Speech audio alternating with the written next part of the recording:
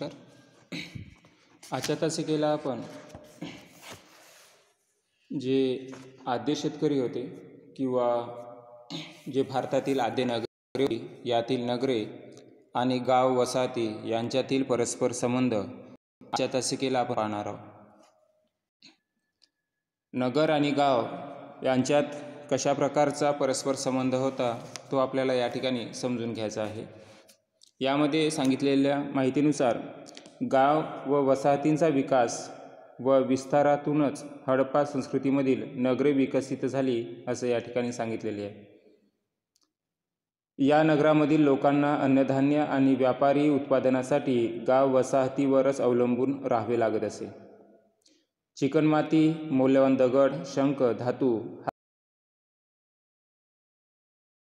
असे मोठी नगरे, छोटी नगरे आणि गाव वसाहती यांचे परस्पर संबंध घट्ट होते.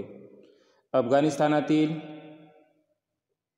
बदख्शान प्रांतातील शोतुरगाय या वसाहतीतील लाजवर्दी दगडाच्या खाणी आहेत. या दगडापासून तयार केलेल्या वस्तूंना मेसोपोटेमियात खूप मागणी होती.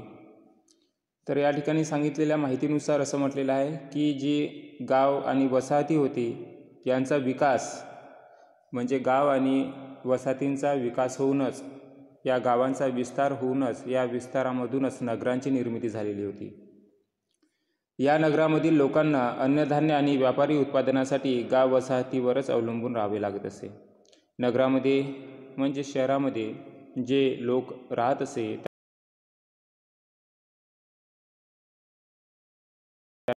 त्यांना जे गाव होते किंवा वसाहती होत्या यावरच अवलंबून राहावे लागत असे. कारण गावामध्येच शेती केली जात असे आणि व्यापारी लोकांना व्यापार करण्यासाठी किंवा उत्पादन करण्यासाठी ज्या कच्च्या मालाची गरज होती तो कच्चा मालसुद्धा या गाव आणि वसाहतीमधूनच प्राप्त होत असे. आणि म्हणूनच गाव आणि जे वसाहती आहे किंवा नगर आहे यांचे संबंध घट्ट होते असं सुद्धा या ठिकाणी सांगितलेलं आहे.